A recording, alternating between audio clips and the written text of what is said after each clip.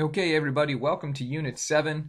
I hope you all survived the blizzard okay. I'm looking out the window right now, and all I can see is, well, blue skies. But anyway, um, things to think about right now. First and foremost, Frederick Jackson Turner's Frontier Thesis. It may be worth reminding yourself of what that said. And once we've spread all the way to the west, now where do we go? And the other thing it might be worth thinking about is, who was Grover Cleveland? If you remember, what was going on in his second term? What things were important to him, what things were important to America. That's the context we want to drop ourselves into to start Unit 7. Because this kind of overlaps, the beginning of this unit overlaps a little bit with the same time period as last unit. In this unit, we're going to turn from isolation to empire, as the heading indicates. From the 1860s to the 1880s, we were very much stuck and absorbed in our own problems. In the 1890s, we're going to start looking outside of our borders, and when we do that, there's a couple of reasons why.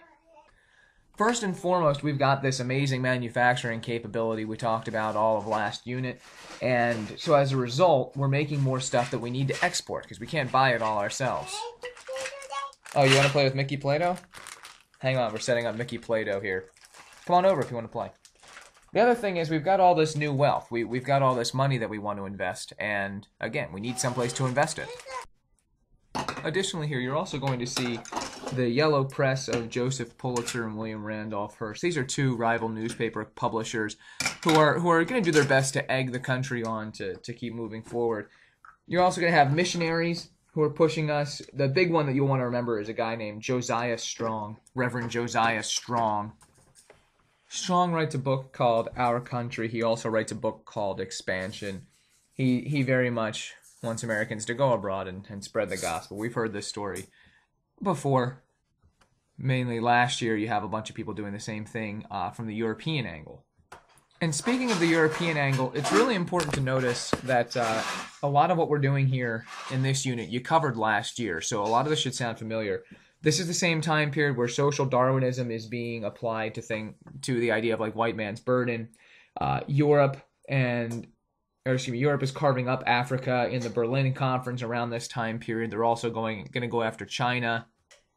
And I'm not sure if you would have covered it last year in all the classes, but a guy named Captain Alfred Thayer Mahan writes a book in the 1890s called The Influence of Sea Power Upon History. Basically, he argues that every successful nation has always had a great navy, and that you have to control the seas to be powerful. Well, the United States, that's great, but we got two oceans that we got to think about. And if we're going to be a really strong naval nation, we're going to have to figure out some overseas outposts for refueling and stuff. So that idea naturally lends itself to expanding and imperialism. And finally, James Blaine, remember the name, is going to preside over something called the First Pan-American Conference in 1889. And he's going to push a policy called the Big Sister Policy, which is where we're supposed to be nicer neighbors to South America, to Latin America.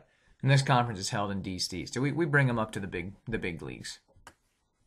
And if you look in the top right, we use ID and culture for this. ID 3 is about U.S. involvement in international crises, influencing public debates about our identity.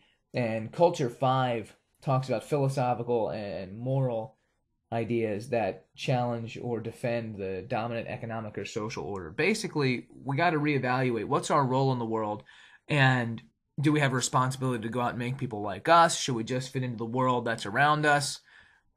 And I think that's a debate that you still very much see even today. Should we or should we not be projecting our ideals and values onto other people? That's kind of the story of the Middle East for the last couple of decades, at least so far as we're concerned. One other thing that's important to remember at this point is that the whole world is kind of starting to get itchy for war a little bit. And if you remember from last year in Europe, one of the big causes for World War I was that, like, everybody's got this militaristic attitude, and it's almost like they're looking for a fight in some ways. So the United States, we almost go to war with Germany over the Samoan Islands around this time in, like, the 1890s because we both want to build a naval base there. We end up building one, so USA, USA. Italy and America exchanged some really harsh words over the lynching of 11 Italians in New Orleans. The U.S. and Chile almost go to war because two American sailors are killed in Valparaiso in 1892. So we're exchanging some nasty words with people here and there throughout the 1890s. It's not like when the Spanish-American War hits, it's like, but everything's been peaceful for so long. Perhaps our biggest problem during this time is a running issue with Great Britain.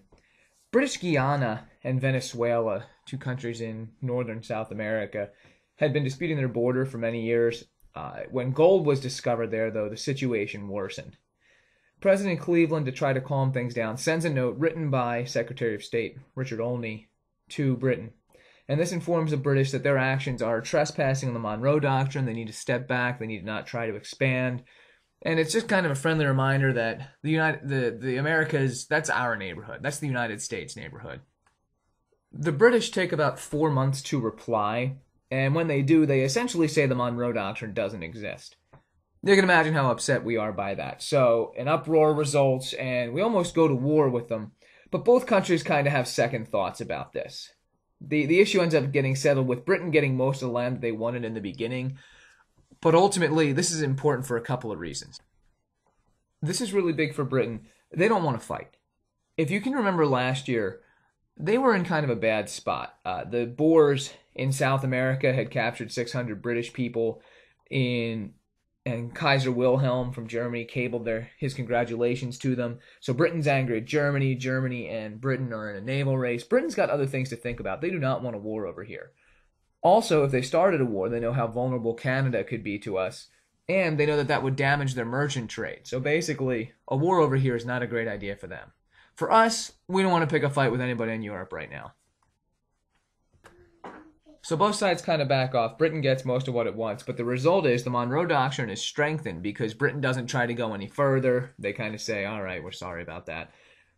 Latin American nations appreciate the U.S. effort to protect them. That's going to be really ironic in a couple of days. And Britain is going to seek better relations with the U.S. afterwards. It has some other issues with France. If you remember, the Fashoda crisis from last year is happening around this time. Bottom line is, this works out better for the U.S. and Britain to be friends. And I like this cartoon a lot. It shows the U.S. and Britain making nice, and in the background you've got Germany, Russia, France looking on very disappointed that we're so happy. And at the bottom it says, a setback for jingoism. If you remember, jingoism's that warish kind of spirit. This slide makes a lot of sense for World 7 as far as our TLOs go. The idea of looking at our goals as policymakers. And what's our goal in getting involved in this overseas policy is just to maintain our dominance in the hemisphere. In this unit, you're going to see a lot more of this world theme because for the first time, America is going to have a very, very important role to play overseas and in European affairs. This unit's going to end up around World War I. And I hope you can agree that that's going to be a major world event. We also have to look at Hawaii at this point. In the 1820s, the first U.S. missionaries come to Hawaii, and the United States had always liked the Hawaiian Islands. It gives us an overseas stop if we need one. And also, we love sugar. We still do. So treaties signed in 1875 and 1887 guarantee commercial trade and U.S. rights to this harbor. It's really a good trading place. It's called Pearl Harbor. You may have heard of it. Hawaiian sugar is really profitable, but in 1890, we pass the McKinley tariff, and that raises prices on the sugar. So the price of sugar in the United States is going to be much higher. And the Americans feel like the best way, a lot of them, to offset this is to annex Hawaii. This move is completely opposed by Hawaii's Queen Liliuokalani, so try saying that. But in 1893, a lot of Americans revolted.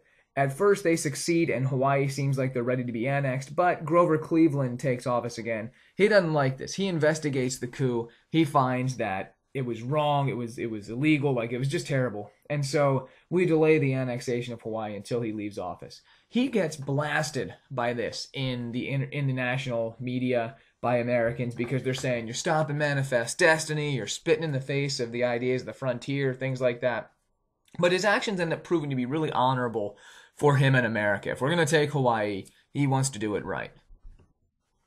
The biggest question of the decade, though, and one that's ultimately going to lead us to war, is what's happening in Cuba. In 1895, Cuba revolted against Spain, and in doing that, among other things, they torched their sugarcane fields. They set them on fire. They hope that this kind of destruction will either make Spain leave or make America interfere. This kind of almost sounds crazy. You know, if you think about it, like, we'll set our country on fire, then someone will have to act. That's kind of creepy. But it's a good plan. America generally supports Cuba, and Spain makes things worse. They send a general named General Laylar, and he comes to Cuba to crush the revolt. He puts a lot of civilians into concentration camps. It's very terrible. Many people are killed from disease. And the American public is going to clamor for action. They're going to say it's wrong to put people in camps like this. That's going to be ironic later. Cleveland, though, doesn't do anything about this. He just doesn't want to get involved. And that ties into politics 6, like the idea of like political values, debates over democracy, freedom, citizenship. Should we be extending those ideals abroad, and should they be leading us to war? And again, can't stress this enough. This is something that's going to continue to recur. It's kind of the story of the Cold War. Should we go to a place like Vietnam or Korea in order to make sure that our ideals stay in place? Or even right now, there's, you know, a revolt in Syria.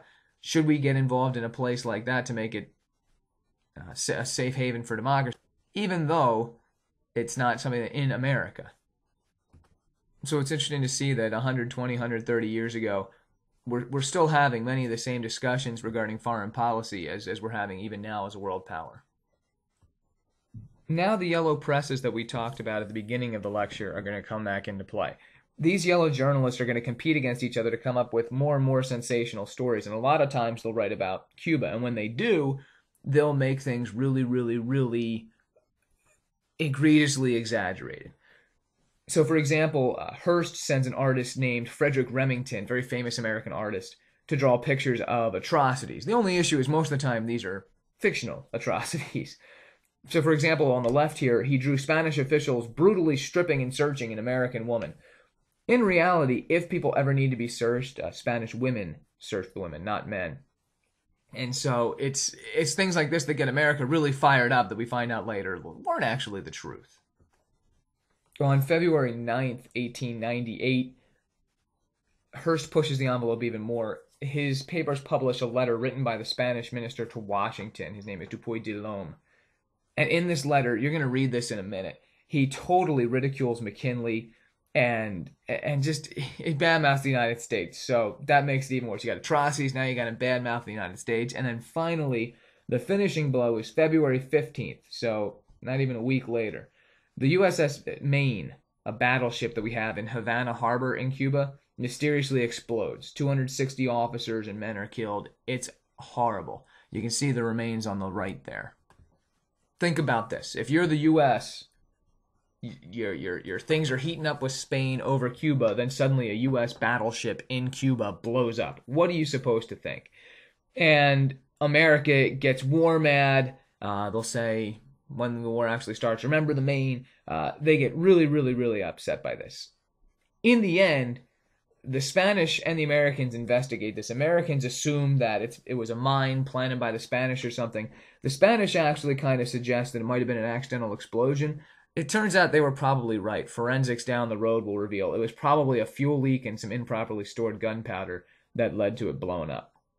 But America is so hot at this point, we don't really listen to that. And what that's going to do is it's going to lead to a war that we're going to talk about when we see each other tomorrow. For now, though, an easy way to remember this is, how does the Spanish-American War come to a boil? How does this come to a head? It's a boat and a note. The Maine and the Lome Letter. So 2 quick side notes. One, if you've ever been to Arlington Cemetery, the mast that you saw in the last picture of the USS Maine is actually in Arlington National Cemetery. So very, very somber, kind of chilling, but there it is. The last thing that you'll do now is, well, there's 2 things. So first, I need you to happy the Lome Letter. It is in the unit reader, which is now posted on the Unit 7 page. So happy that. We'll want to talk about that tomorrow. And the other thing is, you'll take quiz 20-3. That is on the reading that you did for today. So we will see you tomorrow, and enjoy your day off.